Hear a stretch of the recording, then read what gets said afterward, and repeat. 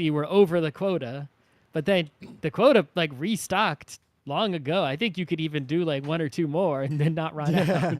Restocking quotas is actually that was a big project I had to do with the Turkish exchange long ago in a past life, because there's the quotas for storage. So they had a rate limit on the number of orders you can send to the exchange over a connection, like number per second. But the way you just queue them up, and if you can't queue, because if something's not going to be accepted, one, you don't even want to send it, and two, you got to figure out what, like, you can't just queue it in like a bus somewhere, because then you'll lose. You won't know when exactly it will go to market, and you might want to change the price before you send it to market if it's going to wait more than like 400 microseconds. So when you're over quota, you just stop sending and you send back errors until. Oh yeah. So the problem was the way they implemented their throttle was every second, like every individual second on their side, they would reset your counter of 5 orders. But that was based solely on their clock. So if you wanted to maximize how many orders you send them, you had to sort of discover when those ticks reset. They didn't use like a rolling average or anything sane. They used this like very regimental ticked system. Oh, and if you waited 10 seconds, you would have 50 though, right? Or no, it's 5. It's 5 per second total. Each second you're allowed to send up to 5 orders, and then you have to wait till the next second to send more orders. I would just send 5 every 1.3 seconds or something. Oh yeah, that is almost exactly what I ended up advising a lot of clients who wanted to connect just send 5 every 1.5 seconds, and it's like it's guaranteed that. Yep. You know, it's trying like, to ride that line. How many more orders? You could have sent more, but you know. Yeah, how many more orders are you going to get through if you ride that line and risk all those problems? Potentially 100% more orders, because you're using. You know, if you go to 2 seconds, you're losing half of your capacity. But, yeah. Did also implement a little back channel where if one got rejected, that would trigger a slight increase in the timing on the client side. All right. Anyway, I think we're live. We can just get going. There are 2 people watching. 2 very unwise individuals who could be spending their, I don't know where they live or what time it is or whatever, but their Monday or Tuesday doing something else. Hey, probably this could be a signal that's being listened to by some astronaut 1,000 years from now that went through a wormhole and is catching up on pop culture, and for some reason decided that we're the ones. You know, the other day I was somebody posted like their bike commute video over the Queensboro Bridge, and they were like, their video was 8 years old, and they're like, check out how empty the bridge is. Oh my God. And I'm like, is my video that's like 10 plus years old, way older than yours, at least by a few years. Yep. And it's like, yeah, look how this completely boring, useless garbage video that's terrible suddenly gains value just with age. And not even that much age. I mean, so my bike commute video that I uploaded is, wow, look what the entire East Side used to be like.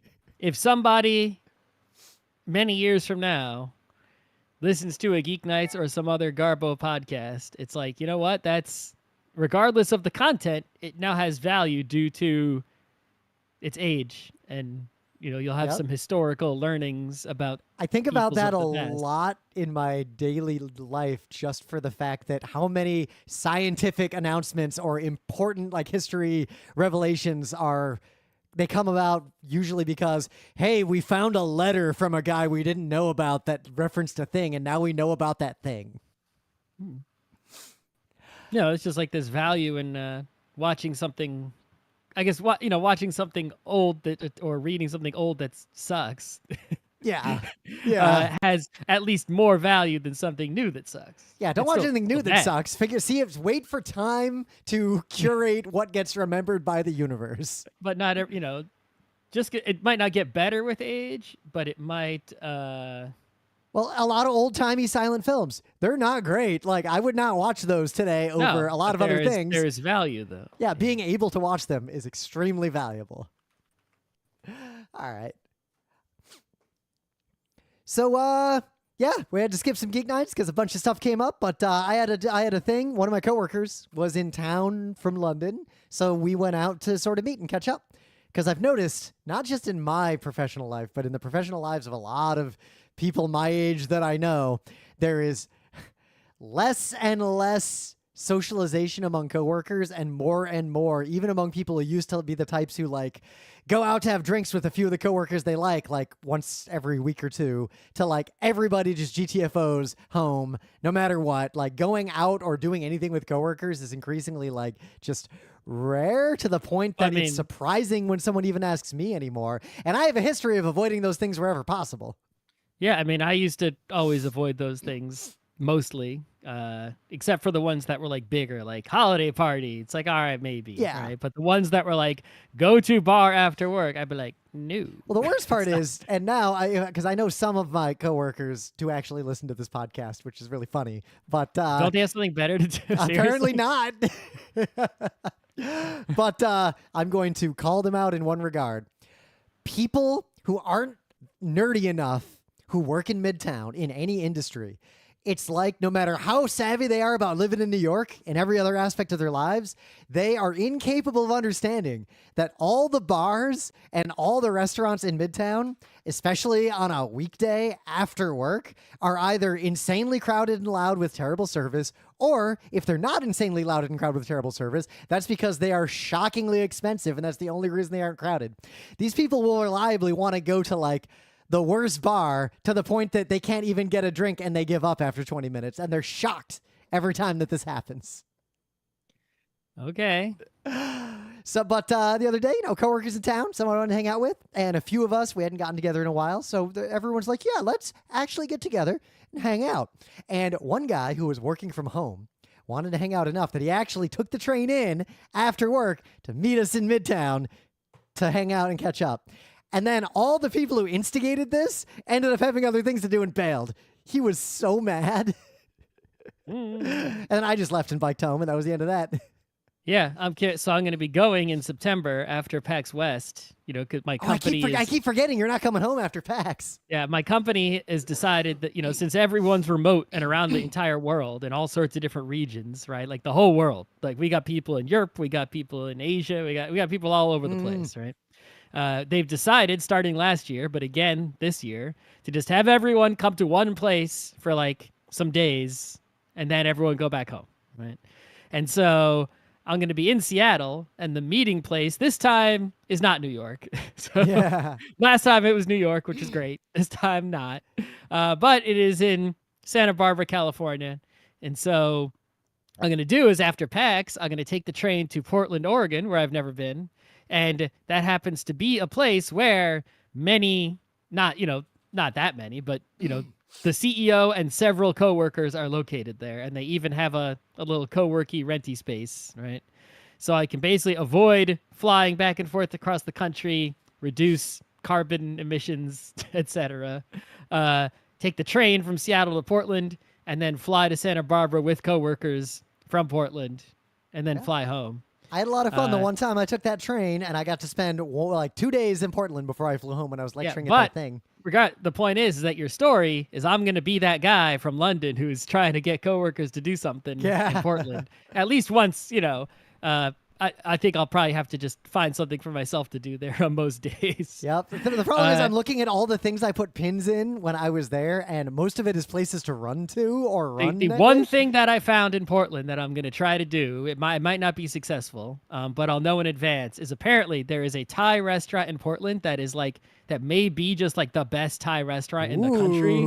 It's like some S tier, godlike, impossible to get reservation restaurant. And the way their reservation system works is on, I think it's some day of the month, the 15th, or I forget what number of the month. I put a reminder on my calendar. They open up reservations for the entire next month. So in August, on the right day in August, I have to go to their website and try to get a reservation for the few days that overlap with when they're open and when I'll be in Portland. Right? And then if I get the reservation, I assume I won't have trouble finding someone to sit with me at the incredibly fancy restaurant. I didn't even know it's that fancy. It's just very good. Supposedly. I mean, I would, if I were a coworker and I didn't know you that well, and you said what you just said to me, I would be like, I'm absolutely I'm sure the coming. coworkers in Portland know the restaurant, right? It would be weird if it's that big a deal that I found out about it. So most of my coworkers have never been to Queens. Yeah, if you don't live in Queens, why would you come here unless you were going to a Mets game or something? Yeah. I can never even convince any of them to take the subway one stop closer than the places they go in Manhattan. Yeah, people don't have they imagine Queens as like this far away place if they're not, So Whereas every Queens time people, it's like, it's only a river in the way. It's not wide. the last time I convinced one of them to come to Queens, half the time was him walking next to me going, this is right here. Why? I didn't know this existed. What are all these buildings? This is just like a mini Manhattan. And I'm like, this is the edge of Queens, my dude. But anyway, we're not going to do any regular news because it's a very special episode of Geek Nights. So,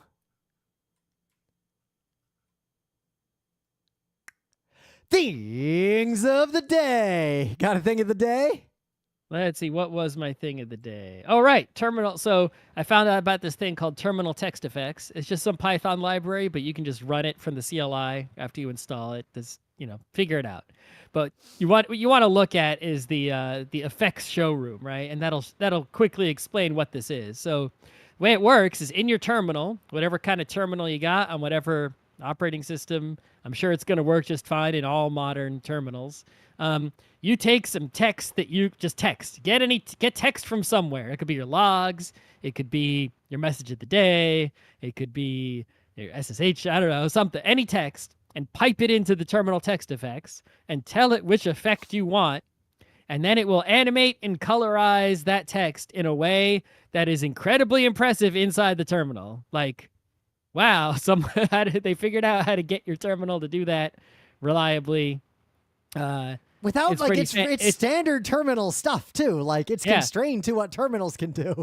Yeah, it's fancy and fun, and it's good if you have to do, say, like, presentations, or you're going to do a demo of some software in the terminal, and you could do, it could be very useful for a lot of things. It's not just for demo scene showing off, although it is for that as well. I mean, I feel like the place I would use this is if I was ever in a position where I was making a movie or a TV show or anything that portrayed a computer in any way. This is the shit that would be on the screen. Yeah, I just think it'd also be fun for the message of the day. Like every time you open your terminal, it just looks like phew. Right? I mean, think about how excited everyone got about Mario Paint's different deleting options. That's basically what this is. Yep. So this is a tiny little short, but it's relevant mostly to the fact that Poseidon comes up in conversations around me and my friends more often than you'd think. And well, I mean, most of the world is water. That is true. And so the odds of any person interacting with water in their lives is high at some point. And so, But Poseidon is not near. I mean, the god of water, that could imply that he has some control over ice hockey, for one. Sure. But two, he's not just the god of water. Do you know the other two primary parts of his portfolio as a deity, other than water? Bad attitudes. I mean, he's pretty much the king of that. Yeah, that's no right. offense. I guess, the other ocean-related activities like storms, fish. Horses. Horses, all right. And earthquakes. That's somewhat water-related. I mean, marginally. But yeah, if the water wasn't lubricating the earth, it wouldn't shake. So this is a tiny 16-second skit of Zeus handing out portfolios to the Greek gods. It was the funniest thing I saw in the last 7-ish hours that I saw when I scrolled in my YouTube likes because I didn't try that hard. All right. It's been a while. I love doing the Tech News Roundup because I don't have to come up with a topic. All I have to do is react to stories and events and text that appears in front of me. Yep. But we can't do it too often lest we become a completely different podcast, many of which already exist that do this exact thing. Yep. But remember, someone who listens to this isn't coming to... I hope you're not coming here to get this as news, because none of these things should be new to you. You're coming here because you want to hear what we have to say about it, which also possibly inadvisable, but that's a different problem. Well, I mean, if you look, right, basically, it's like we don't make the news, right? If you go to tech news sites, they're like, that's where we're getting the news from as well. But we're basically the comment section, Yeah. right? But if you look at the comment section on any of those sites, the things that I often have to say are usually not said by anyone else. Now, that could be because I'm just so genius and insightful that I've been doing this so long, that I know things that other people don't know, or it could be because we're completely full of shit, and that's why we're so off base. Well, either way, we're in our own niche to do what we will. Sure. So let's go through these. Whole bunch of news and stuff to talk about. I want to start with this one because I know some people who use this technology, and it is technically technology. Wells Fargo recently disclosed, because they had to, that they had fired more than a dozen employees, quote, after an investigation revealed that they were using devices or apps to simulate productivity on their computers. Basically, they had those things. It was I saw the story, but I didn't see that was Wells Fargo, and I was like, oh, I know that makes perfect sense because Wells Fargo is notoriously that kind of place. Yep. And they're like in terms of the culture of a company, like they are way on like the extreme shitty list of bad cultures. And there's a lot to unpack here in this news because, for one, these mouse jigglers are shockingly widely used and popular. Like, if you don't work in like deep tech circles and you have a more normal but still like remote or remote-ish job, like half the people you work with are probably using these things. Yeah, I went on Amazon and I searched for mouse jiggler, and there are several of them. And the top one, 9,000 of them were bought this past month. So a lot to and unpack there here. are other ones that were also had thousands of them bought per month. So, one, what possible use could these have? And the answer is they have no use in the year 2024 unless you're having to deal with a company that is so poorly run that they are conflating person is trapped at their desk continuously inputting with this person is doing a job. Right. Well, there are two valid uses of it. The first one you already explained. The second one is, in my company is included, is that, we have a security guy who handles all like the SOC compliance stuff. Oh, right? yeah. And one of the things, it's like he doesn't make up the rules. We're not the ones who get to decide what the rules are, right? The rules of the compliance are what computers the rules should are. be locked out aggressively when someone steps away from them, and that is good. Precisely, I agree. But some people do not like this, and so they get the mouse jiggler to keep the screensaver and the lock screen from starting, and to circumvent critical security. But you will still be compliant with whatever the security compliance is, because they're just verifying that your settings are what they should be, which is the screensaver. That does not. So, as someone who is professionally involved in audits and still does this, and have been doing this for much of my career, that does not make you compliant with anything. Yeah, it could. Well, it could make you at most potentially. According compliant. to the security guy, we have to have those settings on our computer set that way according to with the timings that they say, and then there is software on our computer that checks to verify that we have those settings. Oh, yes, because what that is a control, and they have attested we comply with whatever rules we're complying with for security via one or more controls. One control being we verified that the settings on the screensavers of the desktops are all uniform and are all set to this specifically. So when an auditor comes and they see that a computer isn't set that way, they can fuck you over. But also, if an auditor comes and finds a mouse jiggler plugged into a computer, that is just as non-compliant. Sure. But the auditor is not going to find the mouse jiggler because we're all remote employees.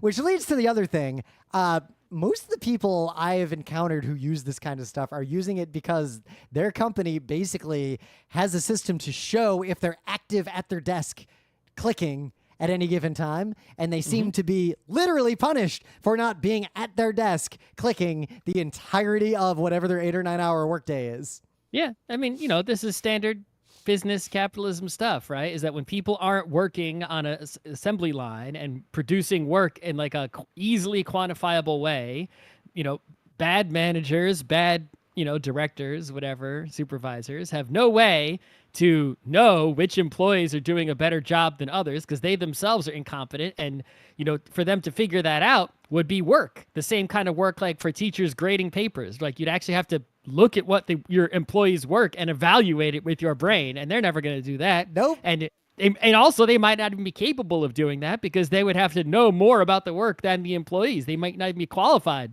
to judge whether their own employees are doing good work or not. On one hand, middle management in big companies is often bloated, and that's the whole thing. Like, don't think I'm defending the bloat of bureaucracy.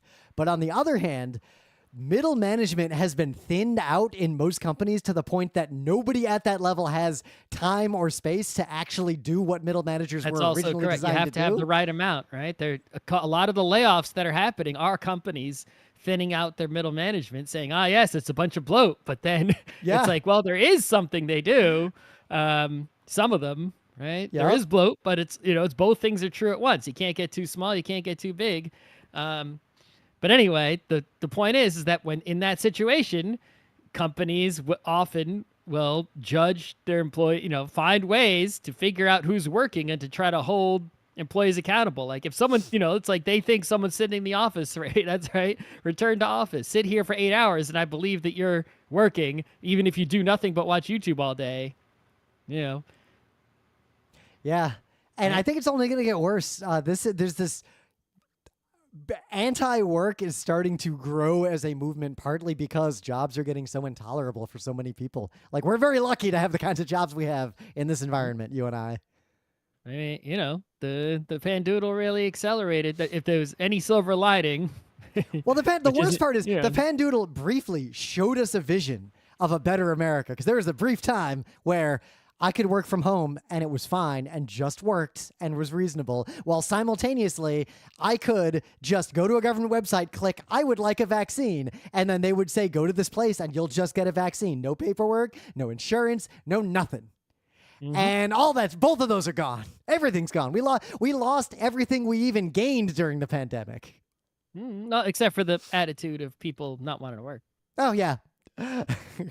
I think that attitude is due to partly a fraying at the edges of society that's starting to intrude into what's left of the middle class, but that's a little bit beyond a tech news roundup. So, in other news, this is actually kind of a fascinating one. The U.S. Surgeon General has stated that social media as a concept, like social media apps and websites, should have warnings just like cigarettes and alcohol have warnings about their potential effects. I don't disagree. I think information hazards are a thing. There are many studies showing that, people who use it too much, especially children, it fucks them up psychologically, right? There's also lots of anecdotal evidence, right? I read a story the other day, obviously just an anecdote, but some parent, right, had a kid, and when the kid, was doing too much social media, they were really going down some dark paths, right? And when the dad successfully took away the phone, he noticed like a notable improvement in the kid's life, right?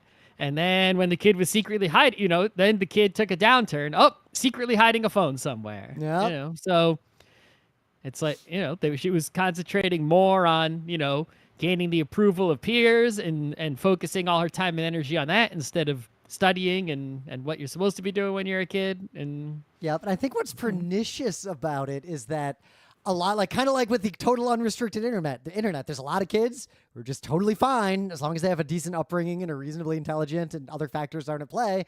Like, they're just fine. But a subset of the population, for a variety of reasons, just gets absolutely wrecked by this kind of connectivity. And I think it's getting exacerbated specifically and almost solely by the algorithmic engagement drives and the fact that these are increasingly also becoming platforms for state-sponsored propaganda.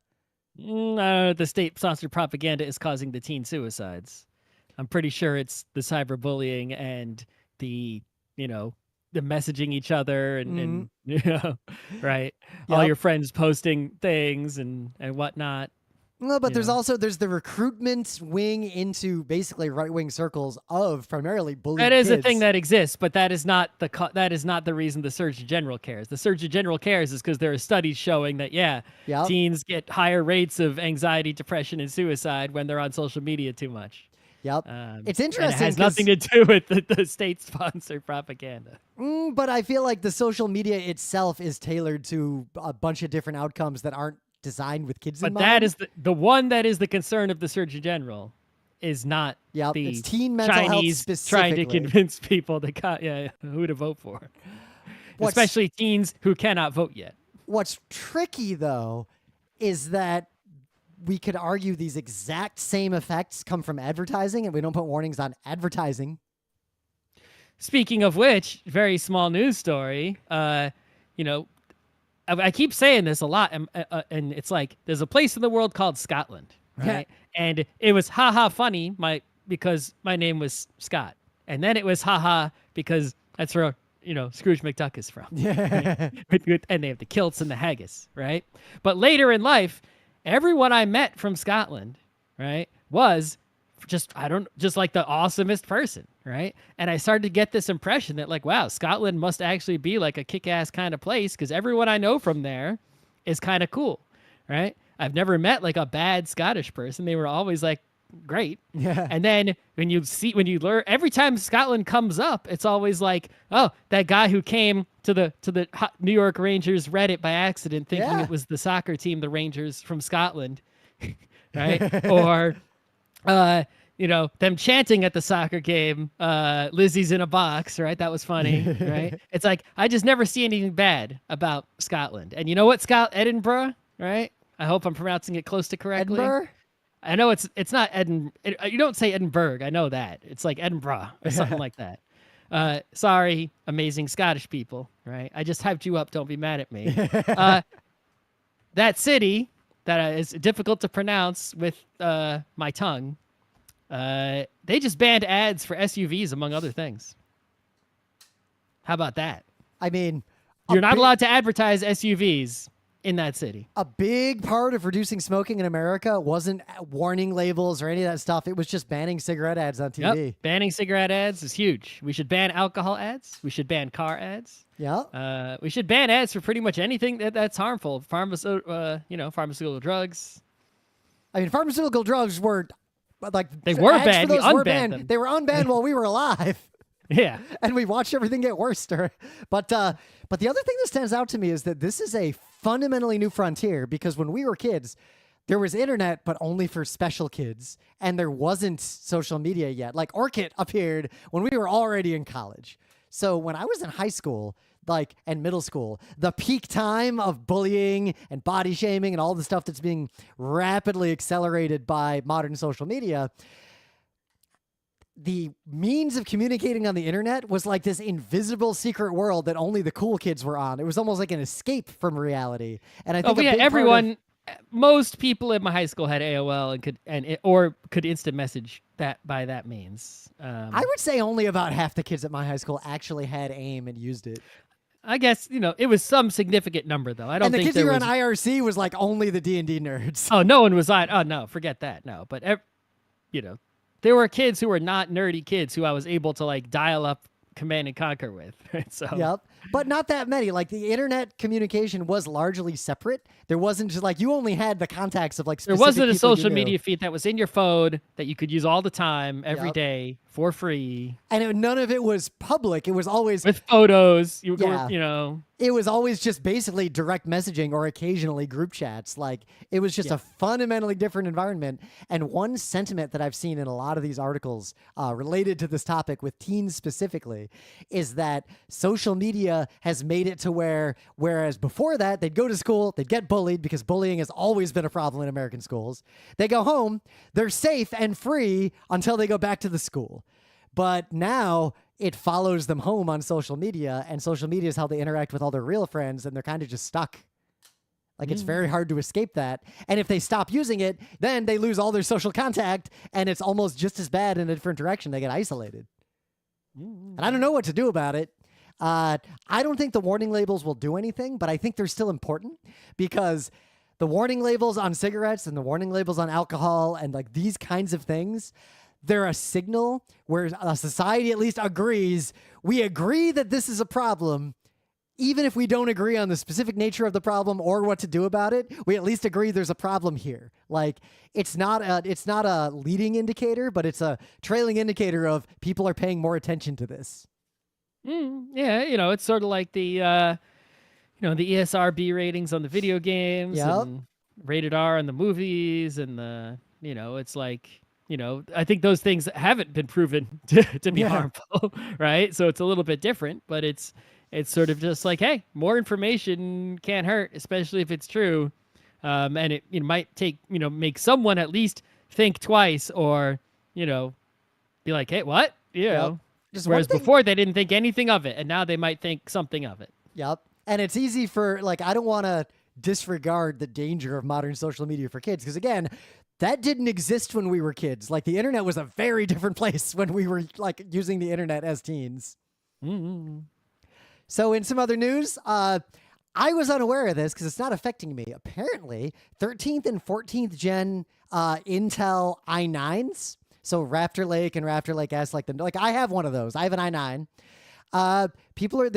There are instability issues and crashes that people are experiencing, and this has been going on for months. I only learned about it from this article. And the funniest thing about this entire situation is that while there is no official statement on the root cause, it has to do with some algorithms that Intel says they might make a fix about, but it seems like the only people who experience this ever are people who have increased the voltage they're sending to their CPU above spec, meaning anyone who turns on that automatic overclocking bullshit in their motherboard. Well, here's the thing, though, right? If you're not going to turn on the overclocking or whatever, right? Because as far as I know, I could be wrong on this, right? But as far as I'm aware, an i9 and an i7 are like nearly the same thing, right? I think there's like a few more cores and more threads on the i9 and like a little less gigahertz. And actually, like if you look at like benchmark websites, like i9 is like 1% effective speed faster than the i7, right? Yet it costs like $160 more, which is like like 50% more money. So you're paying 50% more money for an i9 over an i7 and getting 1% overall benefit from that. It's really not a good value to buy an i9. It's just people who have to have the biggest number. Well, right? it's actually even more specific because. But the thing is with the i9 is that if you do some big time overclocking, right? Like you said, the i9 is theoretically supposed to be able to withstand the overclocking. Now, yes, if you do big time, like I'm going to overclock, then it's fine. Right. That's the only way to get the benefit of your extra, $160 or whatever it is, extra, is to overclock the i9. If you're not going to overclock it, you might as well get an i7. You're just wasting money if you don't. But the narrow issue here seems to be around the fact that the i9 will throttle its turbo speed down once it hits critical temperatures. So you'll get insane bursts of speed until you hit a critical temperature, and then it backs off. And basically, people who override that to make it throttle back less cause elevated temperatures repeatedly, which cause, due to cumulative exposure to elevated core voltages, cause the problem in the algorithm and cause the thing to crash. So people who fully overclock are not having the problem. It's people who don't do anything weird are not having the problem. It's people who use their motherboard bullshit but don't know what they're doing and just click on the button that's like, yeah, make my thing faster.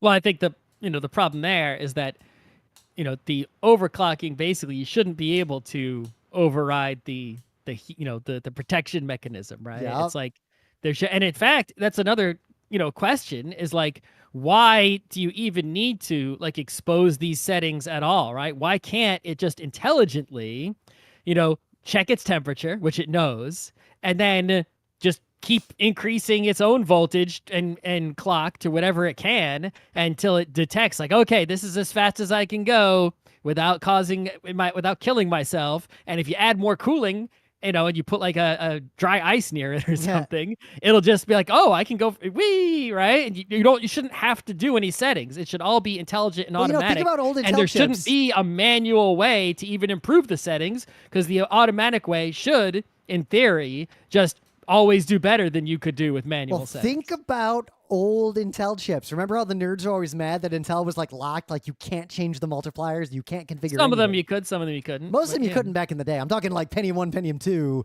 Pentium 3. And then when Intel started allowing this, people would fry their piece. Like the overclocking world got kind of easy, and then a lot of people made a lot of mistakes. But I think Intel, originally people would overclock because Intel would be bidding chips and then locking them, but you might get lucky and have a chip that says it's 400 megahertz but could really go 600 megahertz. But that's not the situation with modern overclocking. It's a much more nuanced thing, and I don't feel like the average consumer understands anything about those voltages enough to do anything with them, and they're kind of just playing around trial and error. Well, I think that also is that the vast majority of people who are buying these sort of ridiculous high-end but still consumer available hardware are people who are just playing with their computer and not actually using their computer, right? It's like those people who like, have a knife collection and sharpen all their knives. And, that has value, I guess, but they don't cook anything, right? And it's like these people, it's like their hobby is fuck around with computer and not actually use computer to do anything, right? Other than maybe play a video game. But maybe when they play a video game, most of the time they're just looking at the frame rate and not actually playing the video game. Yeah, right? even with it's my ridiculous and so current the fact that there are settings to 60 change, FPS. right? The fact that there are settings to change, like that is the thing. It's like they just want they enjoy the changing of settings. If you made an automatic thing that just did it better than they could, and there was no settings to change, then you wouldn't sell to those people because they'd be like, there'd be nothing for them to enjoy. They just be like, oh, I bought the best computer and it's automatically as fast as it can possibly be, and I can't do any better, and there's no settings necessary, and then they sit there and they benchmark it and they say okay, and then what do they do? Yep. It's like they had to use their computer to do something, but they don't do that. That's why benchmarking is their hobby. I've never run a benchmark on this workstation because I don't care. You know what my benchmark was? I edited a Premiere thing and I exported it, and was it fast enough? And the answer was, oh my God, it was fast enough. Yeah, basically. It was so fast, though. So Adobe got into some trouble, and we're not talking about their contract change that weirdly happened in February, and then nerds only got mad about it recently for some reason. Because they put the information in a place people could see it more recently. But also people really misinterpreted that. But now this is a different one about cancellation fees. Yeah, so if you don't know, you sign up for the Adobe Creative Cloud, whatever, any of their plans, right? You can go monthly and you pay every month, or you can go with an annual one where you save some money, right? You pay a bunch of money, I guess, once. Yep. I did the annual one because I use the hell. Like, I'm not going to cancel this until I die. Right, but you could also like commit to the annual one and not pay all at once, but you're committed for the year, and you pay monthly, but you're locked in for the year, right? Sort of like the old annual contracts for phones used to have, right? Or I guess sometimes still do. I don't know, but if you tried to get out in the middle of the year, there would be it's a hassle, and there were cancellation fees, right, for doing this. And that's kind of bullshit. Right? There's no question about that, right? But again, you did, on the one hand, you committed for the year. You knew that in advance. But on the other hand, like, what's the fee for? It doesn't cost you anything to cancel someone's account. Well, right? So there is an argument here. Now, I'm not defending Adobe necessarily, but there is an argument here, and it's the same reason why ticket checking on Metro North trains works the way it does. It's not, if you don't have a ticket, they charge you way more to buy a ticket from the conductor than you could have gotten at a machine.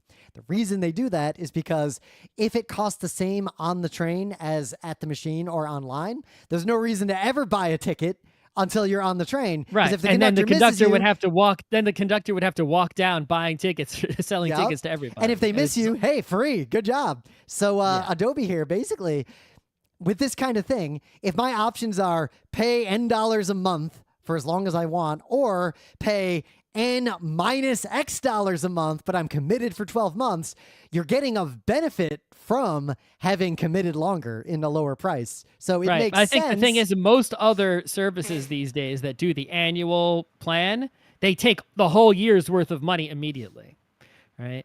And so in that case, it's like, you've got it for the year. If you cancel, okay, you have it until the end of the year. We're not you won't renew, but You just have the service for the rest of the year. There's no refund, right? And so that's the sort of mistake here, right? The only reason there seems to be action happening is because Adobe pre-selected annual paid monthly as the plan when you click through if you're clicking quickly. Yes, that's also the case, right? It's like it's, to not the annual is sort of the default, right? And people might not realize because when you go to the website, everything is advertised as dollars per month, no matter what. Yep. Right? If you look through any of their plans on their website and any of the categories, it's always advertised as dollars per month. And it's not entirely obvious that you're going in for an annual one because, like I said, most other people who do annual ones would say, $10 a month or $100 annually, a $20 savings. Yep, and right? that is why I'm not defending Adobe, because while the practice of charging someone money for a cancellation of something they committed to annually, I'm ideologically okay with, Adobe was being sneaky and people were getting an annual plan they didn't realize was an annual plan. Okay, so there is actually, if you click through, I haven't been to this website in a long time because it just auto-renews and I haven't looked at it. I signed up at the beginning, so. Yeah, once you do click on a plan, which are all advertised as dollars per month, once you select one, you do have 3 options. There's monthly, cancel anytime, no fee. Yep. Then there's annual paid monthly, and it says, and it's much cheaper. Like, for example, Creative Cloud All Apps, for a normal person, $90 a month, cancel anytime, no fee. $60 a month, which is a tremendous savings of $30 a month, but fee applies if you cancel after 14 days. It says that right there. And then there is annual prepaid of $660 per year, which is that?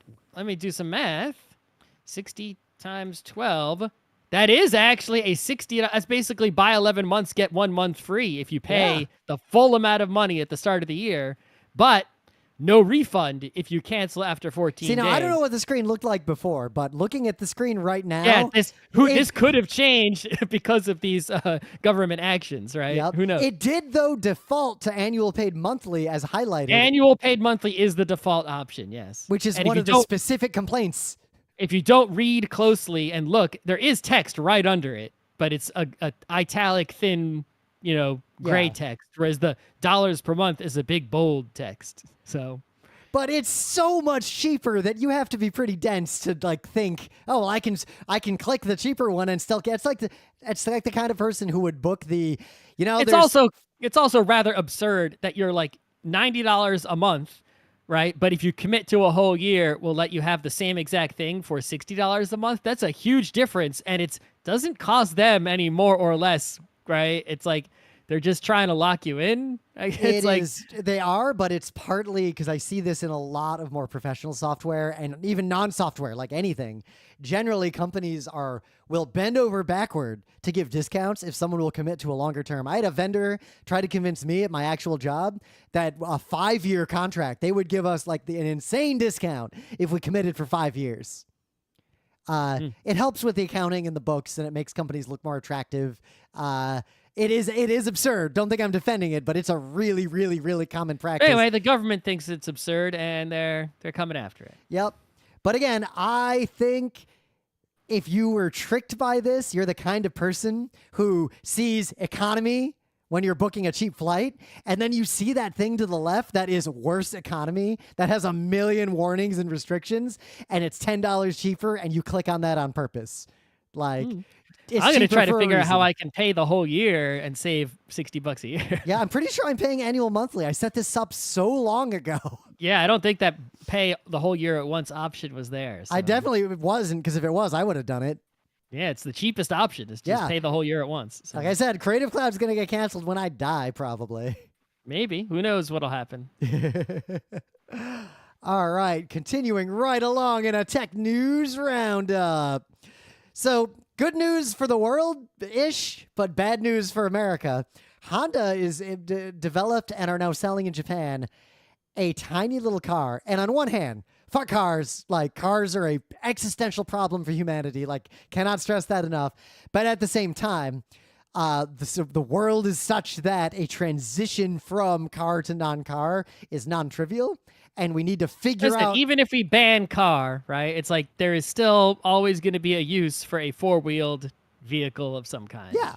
But that a person can ride in for various tasks. But we should be doing things like banning large vehicles unless you have specific registered. Right. Using vehicles only when truly necessary. For moving people around without cargo, you should be using some sort of public transit, bus, train, Yep. etc. Or in the and very you should be least, using an appropriate vehicle and not driving your children to school in a tank. I would even take just smaller cars are required and bigger cars are banned. Like that would be a major step forward. Like I'm grasping at straws to make the world better. But also purely electrifying cars and changing nothing else doesn't really help that much.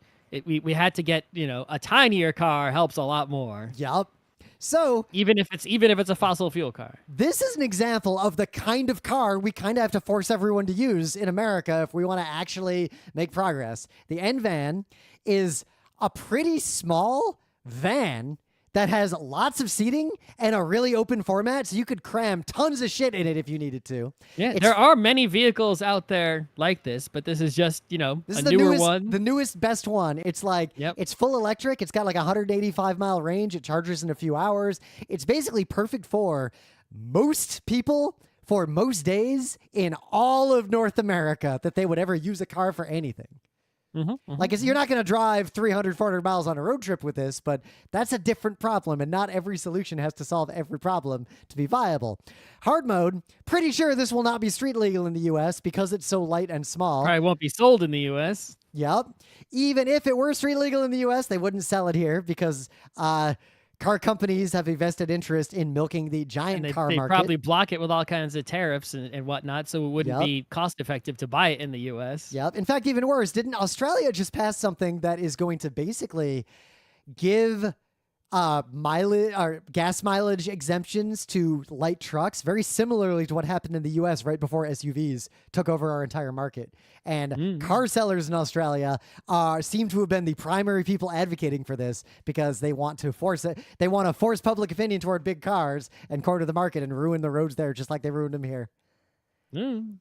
This car is really I don't cool, know why though. they want. I don't know why they think they make more money selling a bigger car. It's like, as long as you sell a car, what does it matter? Like, right? I don't know. I wonder if it's partly that the kind of person who's dumb enough to fall for that also, like, buys into car culture fully, like car as identity. Like, they see car ads and go, ooh, and they upgrade cars more often.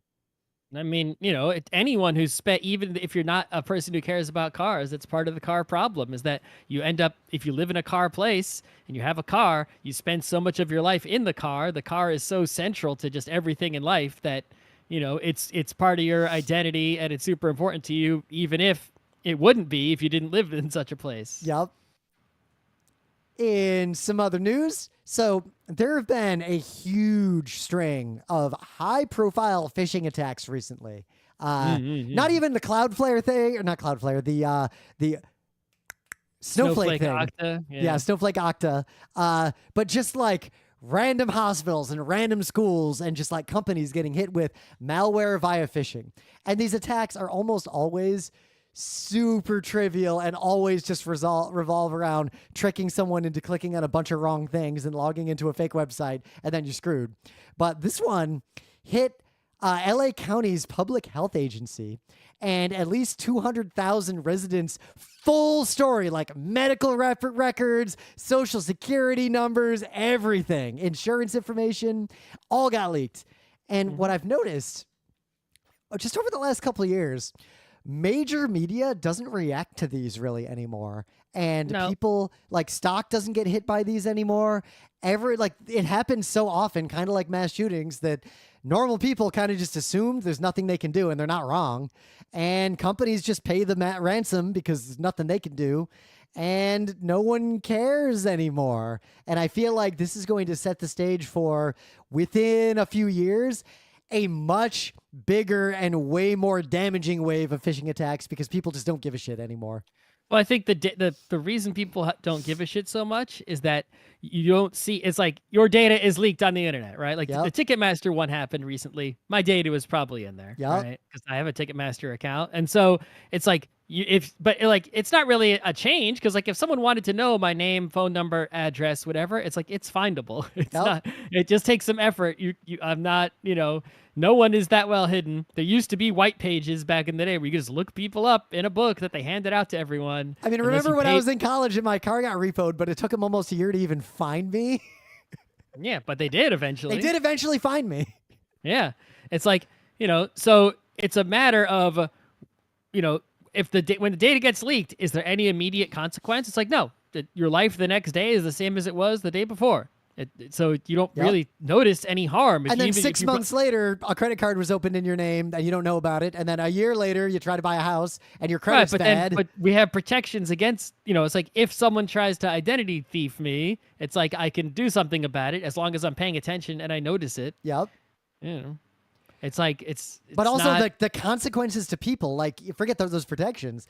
They're so disentangled from the breaches because the breaches are so common, and it's usually third parties where you might not even know you were breached unless you're paying attention in the first place. And I feel like data breach, like the idea that any information you've ever given a company or a hospital or a school is private, people kind of just gave up on it because the reality is none of that stuff is safe. Yep. It's I think what it'll be is that one day, perhaps, I'm sure it's already happened. Someone can find a case, but there will be more widespread and higher profile cases of someone using data from these kinds of breaches to actually cause real harms to people whose data was breached. Yep. I'm thinking mostly in terms of blackmail, extortion, elaborate scams, like super elaborate focus. The blackmails and the extortions are actually less likely to be known about because they're blackmails and extortions. The whole point is that, people don't come out and say that is true. Right? But the other ones, right, yeah. Well, it's tough too because people don't like... Even if you're a person who cares a lot and you find out like, oh, Ticketmaster leaked my data. Well, in the free market, I won't bring them my business anymore. Well, good luck. Now you can't buy tickets to anything. Like, what are you going to do? Gonna not fly? Gonna not go to your shitty local hospital? Like, it's not like people have options to not use these businesses. And I think that's trained the stock market to ignore data breaches because they don't actually matter to the bottom line directly. And I think that's unfortunate. Not yet. Yeah, it's gonna. Let's see. In some other news, Wine version 9.1.1 is coming with 428 patches, and they fixed a bug. I'm not sure if this is one of the ones I opened. I didn't look, but it's similar to the kinds of bugs I was opening around that time because I was using Wine heavily at my job at IBM and then Emerging Health. Like, I was the Wine guy. One of my specialties was getting weird old busted shit to run in Linux so people could get rid of like old Citrix things. And this bug that they fixed was opened in April of 2007, and it was just randomly fixed by someone in the Wine project. And it is such a narrow bug that seems to only affect one specific Windows application called SHOI that is used only in Germany by architects to manage estimates and billing and make sure that those estimates and billing follow German law. I guess no one ever made another application that does this, and someone's relying on this ancient Windows, I assume like 95 or 97 app that wouldn't work in modern computers and wouldn't run on Linux and didn't work in Wine, and this very narrow bug was fixed. This is why we don't do a lot of tech news and we talk about things that are related to tech, because that is actual technology news right there. Okay. How Bug exciting. was fixed. News at 11. Bug was fixed. New Linux kernel's coming. Let's read through the changelog together. Let's see. We go do a few more. You want to talk to Pentax 17?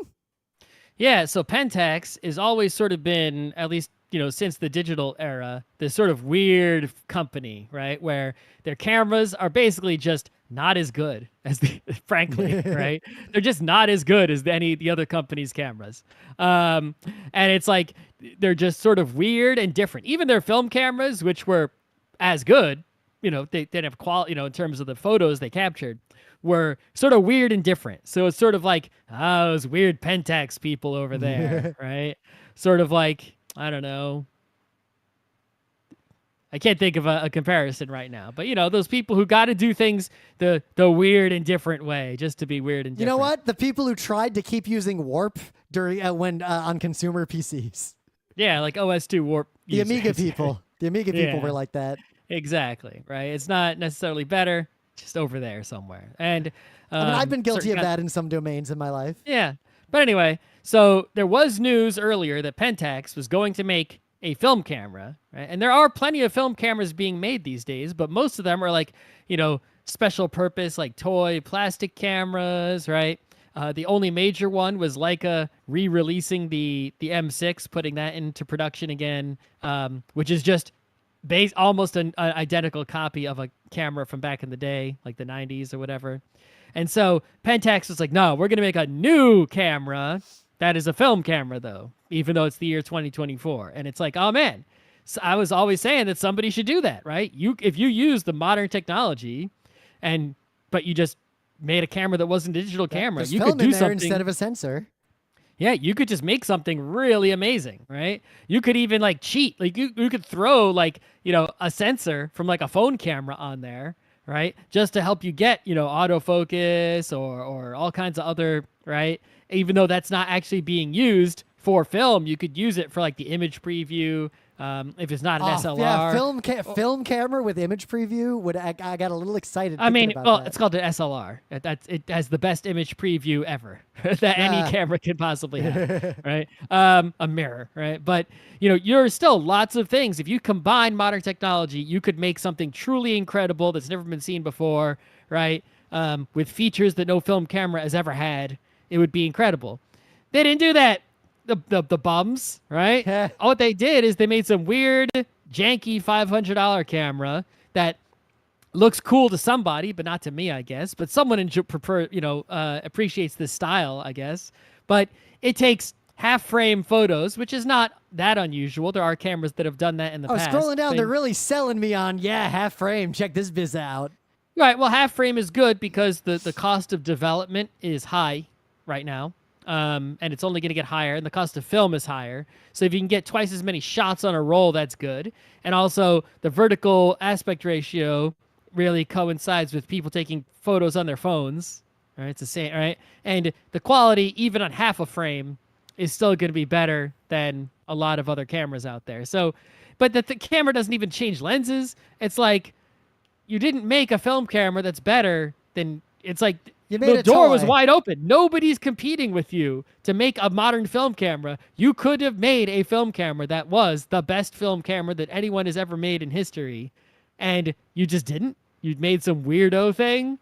It's like, big fail here. I mean, I guess. Why would you pay $500 for this? Yeah, you could go on eBay and buy an old film camera for It's listed for 549 euros. Yeah, you could go on eBay and buy an old film camera from the 90s for $100. That's way better than this. So it makes no sense to me. Big disappointment, big fail, but not too surprising from the weirdos, I guess. So Apple is discontinuing something that I didn't know existed called Apple Pay Later. Yeah, so, a lot of the people have this, like PayPal and whatnot, where you're going to buy something expensive and you don't want to pay $3,000 right now. So you do pay over time with no interest. Yep. Right? Which it's weird to me because I've always seen that as usually a scam where they expect someone will forget to pay and then they'll owe all those fees anyway, like laptops back in the day. Yeah, it's you literally are getting a loan and then paying off the loan. It's just a zero interest loan as long as you make every payment on time perfectly. But if you slip up, then there's going to be interest and problems. They feel like traps. That's why I usually did it because I was specifically making sure I would game the system and have more money available in my life and not fuck it up. Well, when I bought the iPhone 7, that I had bought an iPhone every 2 years from iPhone 3 to 7. And I said, all right, iPhone 7's out. They've got this upgrade plan. I'll get the iPhone upgrade plan, which basically means you're going to automatically get an upgraded iPhone and you just pay a monthly fee. But the way they actually implemented that was they gave you a loan to buy the iPhone, and then you paid it off with no interest every month. And then when you went to get a new phone, you would get a new loan. And so once I paid it off I didn't really pay more for that. And also the Apple Care lasted as long as you kept paying. So I kind of didn't really lose or save money. But that ended up being the situation where that was when I stopped buying a new phone every 2 years. Instead, started keeping the phone as long as humanly possible. And so it no longer made sense. But it's like, it doesn't really hurt to do if you know you're going to pay it all off. But it also doesn't buy you anything unless you have the something slight else. Opportunity cost of being able to keep that money only earlier. If you're going to do something with that money in lieu of having it have already paid for the thing that you bought. Exactly. So, it's not a completely invalid, always scam thing, but it's like, it's not something you're going to use that often. Yeah. Right? But they only launched it last year, this feature. Yeah, they basically added the feature to Apple Pay, so you could Apple Pay later. So you buy something, and even if the store you're buying it from doesn't have one of those, loan setups, you could buy with your phone and choose Apple Pay later and get a loan from Apple, right? Completely invisible to the merchant, and pay off something over time with no interest that way. And it's like, okay, sure. I guess there's no harm in offering that. But I guess nobody really cared or used it, and they're getting rid of it. Yep. It looks like instead they're going to launch a feature where if you use Apple Pay, you can directly access installment loans from whatever credit cards or debit cards or banks you've interacted with on Apple Pay instead. So it sounds like Apple just doesn't want to be in the business of doing it. They'd rather be in the business of just providing APIs and facilitating other people doing it. Yeah. I think they tried to do all this stuff with like financial services. Like the original Apple Card was like Goldman Sachs, yeah, right? There's definitely, I've noticed in big tech, a bunch of big tech companies, and I'm not naming names, and I have to be careful about what I say because of the nature of my work. A lot of big tech companies thought they could disrupt capital markets and finance in various ways, and were making big moves into that sector. And bit by bit, they're discovering that the people they're competing with, kind of like Musk and his cars versus normal car companies, do things the way they do them for a reason. And it's really expensive and difficult to run the kinds of things that they're trying to run. And bit by bit, they're backing away from all this shit because it's hard and it's risky. Yeah. I think I heard somewhere that I think the Apple Card is still, according to the Apple website, is still backed. It's a Goldman Sachs credit card, the Apple Card. But there are articles from like 2024, even as recent as March, that are like Apple seeks to end its credit card and savings account partnership with Goldman Sachs. Yeah. Right. So it's like their financial services stuff in general, I think didn't work out. Yep. People just like it's the feature of pay with your phone is what matters. The trying to offer credit cards and whatnot. Yep. Yeah. Don't companies are getting too big. Don't offer things that aren't your core competency. Your company has a core competency, and that's the thing you're selling. Don't reinvent the wheel of things that aren't actually that profitable. They did announce at WWDC that the next iOS, you're going to be able to like tap, and basically every iPhone, at least that is new enough and it has the iOS updated, will be basically a point of sale system. So people can like tap and pay you money, which will be pretty cool. Yeah, I could see myself using that, and I could see also a lot of people in artist alleys around the world using it to avoid paying taxes. Yeah, because right now to use Apple Pay, to pay someone, you have to text them, which is like, hey, you got to give someone your number. And so that's why people use a Venmo or a Cash App or one of the other ones where they can just take a picture of a QR code. But it's like if a complete stranger can just tap iPhones with me and give me money or vice versa, that would be preferable. All right, couple more little newses. New York State is joining the world of digital driver's licenses. Actually, sort of. They launched this on June 11th, and they're going to have an app that is a New York State app that will include your New York ID in it with a bunch of caveats. What's interesting is that it appears that they're specifically not supporting Google wallets on phones. You have to use the app itself, which is I already moderately installed annoying. the app. It worked, but it's like that sort of defeats the purpose, right? It's like I have to go into this special app to find my driver's license. So it's like it may accomplish the goal of you don't need to carry your wallet around with you to have it if this ID is actually recognized by police, DSA, and other organizations, bartenders, nightclubs, concert venues, right? But it's sort of like, hey, why has it got to be in this weird app? Why can't you do it in the wallets, just the official way that Apple and Google have already provided? That would be very preferable. I got to do this weird thing instead. But I did it. It works. It's in there. Yep. I don't It's know got who will one cool recognize it control. or acknowledge it. To read a quote from this, the app is designed so that your phone remains in your possession at all times. You should never freely hand a device over to law enforcement, and shows a QR code that can be scanned to verify your identity. So it's designed so that a cop shouldn't be able to say, give me your phone so I can look at your ID. They have to use a different process. I am 0% confident that cops will not just fucking rip your phone out of your hand as soon as you open the app. Yeah, I mean, theoretically, the way it should work is they should your phone should be locked, and they should, tap their device on your device, which would be possible if they used the app. I mean, it would. Yeah. I guess it's theoretically possible to do that with their app, but it's It's much easier and much more possible if it was integrated into the official wallet. So the place we ski, the pass we get, they did introduce an app for phone passes, and it is just always on without the app, and it does just work. Yep. But the phones just don't get detected most of the time, so I ended up disabling the app and getting a physical card anyway.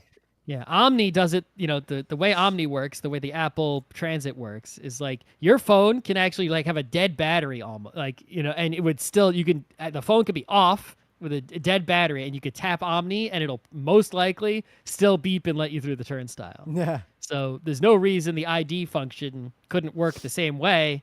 They just didn't do it that way in New York. Other states did it the official way. But, New York, get your shit together. This idea is fucking worthless because there is currently no requirement for law enforcement or any establishment to treat this as a real ID. There's no timeline for that. There's no deadline for that. Acceptance, including by the police, is, quote, voluntary. Mm-hmm. So so you can't use, I still have to carry my driver's license if I'm in a car. Yeah, we can't get rid of our wallets just yet, but at some point. I have found I do still need physical credit cards. There are a lot of restaurants I've been to recently that they have to take your credit card back and swipe it. They don't have a way for you to tap. Yep, there are places like that. Yeah. But I think it's fewer because, any place that buys a new point of sale system will have, they're not selling point of sale systems that don't tap anymore. Yeah. Right? So you'd have to, if you wanted to not take taps, you'd have to like simply just refuse, even though you could because you're weird for some reason, or buy like an old cash register on eBay that goes ding. It's like something like that. But it's mostly businesses that have already existed, already have equipment and haven't upgraded it that are not taking any. And I guess the point at which their equipment stops working is when they'll buy something new. Yep. Or just go cash only. Who knows? All right. So last two little newses. There was a little bit of a kerfuffle when Microsoft showed off Windows Recall. Yeah. So if you don't know, Windows Recall was basically the system that was going to record everything you do on your computer, almost everything you do in your computer, and then allow you to sort of roll back and undo like everything, right? So it's sort of like or see what you did in the past. It could be a really useful and powerful feature. Yeah. But it's also a dangerous feature because if someone accesses your computer, they could just scroll back and see some prawn or who knows what, right? Not great. And so people were upset about this from a security standpoint because they're like, hey, if someone breaks into your computer, it's like now they got all this, it's way more valuable to them once they've got in because they can access all this recall stuff that's been recorded. And I'm like, listen, if I'm going to complain about security, I'm complaining about the lock. I'm not complaining about how much treasure is in the chest, right? Yeah. Adding more treasure to the chest doesn't make a security problem necessarily if the lock is strong enough, right? You just have to have a lock that is proportional to the treasure. But the lock is what it's always been. Windows is as secure as it is. Yep. It's not like they There's made a it more reason secure. my PC is not accessible directly over the internet and never will be. Yeah. It's like they just added more treasure without, and it's like, okay, there is maybe something to be concerned about. And also they had the feature on by default, which is also, Yep. hey. Well, and the fact that they People were might not even branding realize that it's there. they were branding it heavily as part of Copilot Plus, and it Yep. feels Right, like because basically the Copilot AI would be looking at that, and when you asked it questions, it would have the context of all your computer history to help you, and that is a powerful feature. And I will note, for everyone who's mad about machine learning, which is way beyond the scope of this episode, the safest possible machine learning is where you have generic models provided by companies, but they run locally against data that is not sent anywhere and are actually yours. Yep. I mean, that's what Apple announced at WWDC, is that most of their Apple Intelligence, right, is going to be local, but some of it can't be local because your local isn't powerful enough. And in that case, if you have to give permission to send it to out. And if you do give it permission, the code that does the sending is public and everyone can see and verify that it's impossible for Apple or anyone to actually learn anything about you, right? You're just basically using their, so theoretically, but you could always just say no and only use local too. Yeah. So. And the thing is, local machine learning is going to be something that could radically transform the world, but this is very difficult to do in an era where nobody has workstations anymore and like everyone's device is a phone. You can't run a model on a phone. Right. Oh, your phone can do enough, right? It's a surprising amount the phone can do. Well, it depends on the scale of algorithm you want. I feel like the future growing more and more ridiculous, processors into their phones and tablets. So I do feel like the data cube or the processing cube will come back someday. I still think there'll be a future where people somewhere in their home have effectively a workstation that's just a black box that they plug in and forget about, and all their devices use it as processing power and data link and whatever. I can't see a normal person just going and buying like like this box that just plug it in their house and setting it up and then seeing what if the box value. is sold as this box will spy on your family and all your devices until it learns you, and then it is a human-sounding sentient but it's like if it doesn't have its own interface, I don't think people see value in it as it just in the way that it allows their phone to do something else, right? It's a really tough sell to normal people. So last little news. Voyager 1 started sending data back again. Yeah, those geniuses figure out somehow to make this old piece of junk keep working, even though it's super far away. Yep. Man, the people who engineered that in the first place sure got a lot of things right. Yeah, 47 years it's been hurtling away from Earth as one of the fastest things that humans have ever made. And it's still going.